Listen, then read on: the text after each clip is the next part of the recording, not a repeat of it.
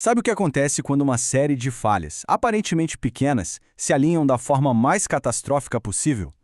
Hoje, a gente vai dissecar um dos acidentes industriais que, literalmente, redefiniram a segurança de processos no Brasil: a explosão na Incopar. É uma análise técnica, sim, mas que fala sobre física, falhas de projeto e, o mais importante, sobre as lições cruciais que foram aprendidas da pior maneira possível. Mas antes de qualquer análise técnica, de qualquer cálculo de engenharia, é fundamental a gente parar e entender o custo humano disso tudo. 4 trabalhadores perderam a vida naquele dia. Outros 6 ficaram gravemente feridos. Esse é o peso real do que a gente vai discutir. Cada detalhe, cada norma que vamos falar, se conecta diretamente a essas vidas. Para a gente entender as lições, primeiro a gente precisa voltar no tempo, lá para o dia do desastre. Vamos reconstruir os eventos que levaram à catástrofe em Araucária, no Paraná. Olha, tudo aconteceu numa velocidade assustadora. 11h30 da manhã, uma ignição súbita acontece dentro do tanque TQ1. No mesmíssimo instante, o tanque inteiro é arremessado no ar como se fosse um foguete. 1 minuto depois, só 1 minuto, uma piscina de fogo já toma conta de toda a área de contenção. E aí, 4 minutos depois disso, o tanque vizinho, o TQ2, superaquecido pelas chamas, também falha. Uma cascata de desastres em menos de 5 minutos. Para entender a ignição, a gente precisa olhar o contexto. O tanque TQ1 não estava cheio. Na verdade, ele estava quase vazio, com só 10% de etanol. O que isso significa? Que 90% do espaço lá dentro, o chamado ULEG, estava cheio de uma mistura de ar e vapor de etanol. Com obras acontecendo ali do lado, era uma verdadeira bomba relógio, só esperando uma faísca. E a explosão foi de uma violência absurda. A força foi tão intensa que ela rasgou a solda da base do tanque. Como diz o relatório da perícia, o corpo do tanque foi impulsionado vertical e lateralmente. Esse é o tal efeito foguete que a gente falou. Imagina a cena: um tanque de aço de toneladas voando 20 metros de distância da sua base. É assustador e dá uma dimensão da energia que foi liberada ali. Bom, com o desastre estabelecido, a investigação começou. E a pergunta de $1 milhão era: o que afinal causou a ignição? Começou uma verdadeira caçada forense pela fonte daquela faísca. E aqui o mistério se aprofunda. Tinha gente trabalhando na área, sim, mas não tinha nenhuma fonte de ignição óbvia por perto, como uma solda ou uma chama aberta. A explosão começou dentro do tanque. Então, o que poderia ter gerado uma faísca num ambiente fechado, metálico? A resposta definitivamente não era óbvia. Primeiro, vamos entender o combustível. Aquela mistura de vapor de etanol e ar dentro do tanque estava na faixa perfeita para explodir. E o ponto crucial é este aqui.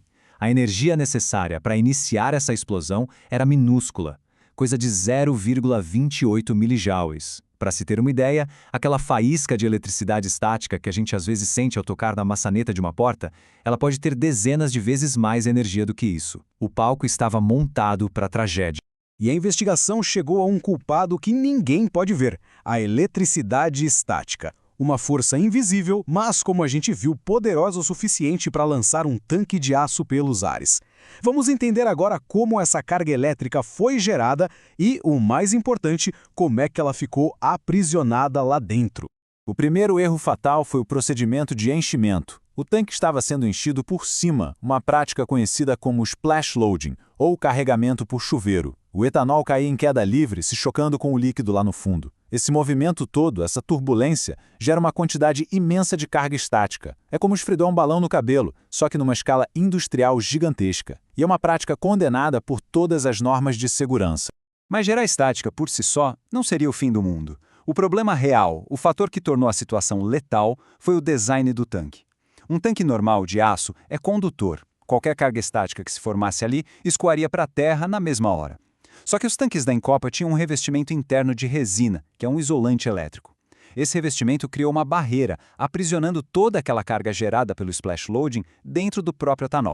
Então, aqui a gente vê a tempestade perfeita se formando em 3 etapas. Primeiro, a geração. O splash loading gerou a eletricidade. Segundo, a acumulação. O revestimento isolante segurou essa eletricidade lá dentro, impedindo que ela escapasse. E terceiro, a descarga. Com tanta carga acumulada, uma faísca se tornou fisicamente inevitável. Ela pulou do líquido para alguma parte metálica do tanque. E, bom! A melhor analogia é pensar no tanque como um capacitor gigante. O etanol era uma placa, o aço do tanque era outra, E o revestimento de resina no meio era o isolante, o dielétrico.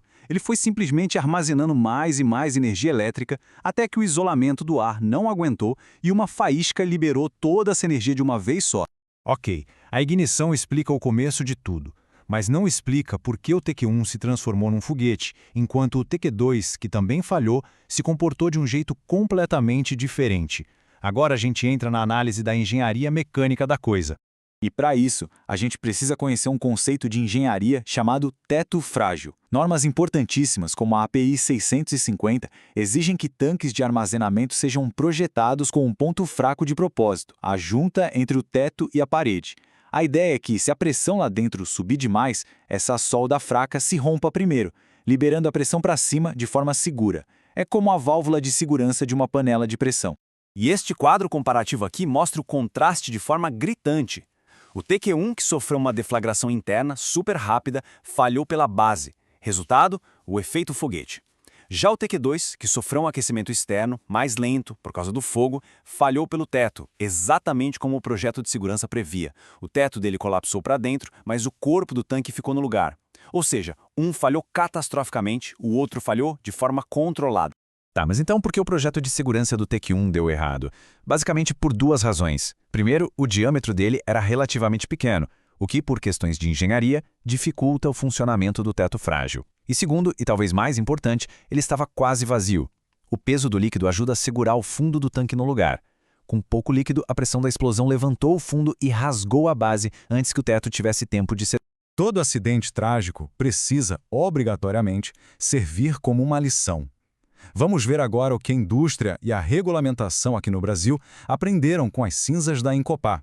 As soluções de engenharia para evitar que isso aconteça de novo são, na verdade, bem conhecidas. A mais importante de todas, carregar o tanque pelo fundo. Isso elimina a queda livre e, consequentemente, a geração de estática. Outras medidas incluem controlar a velocidade do fluxo e, em casos de altíssimo risco, como tanques revestidos, usar nitrogênio para inertizar a atmosfera. Ou seja, remover o oxigênio e tornar a ignição simplesmente impossível. E o impacto mais duradouro do acidente foi na legislação. Antes, a norma de segurança para inflamáveis, a NR20, era bem mais simples, focada em distâncias, volumes. Depois de 2012, muito por influência deste e de outros acidentes, ela foi completamente reformulada.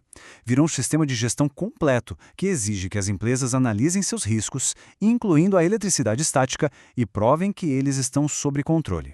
Então, o ponto crucial é este. A tragédia da Imcopa não foi em vão. Ela serviu como um catalisador brutal, mas necessário, que forçou a indústria brasileira a parar de ignorar e passar a gerenciar, de forma ativa, os perigos da eletricidade estática. A mudança na NR20 é o legado mais concreto disso tudo. E a gente termina com esta reflexão. O desastre da Imcopa foi resultado de uma combinação muito específica de fatores, é verdade. Mas ele nos deixa uma pergunta maior. Quantos outros perigos invisíveis, como a estática num tanque revestido, ainda existem em processos que a gente considera rotineiros? A lição da Imcopa é um lembrete constante da necessidade de compreender a fundo a física por trás dos riscos que a gente gerencia todos os dias.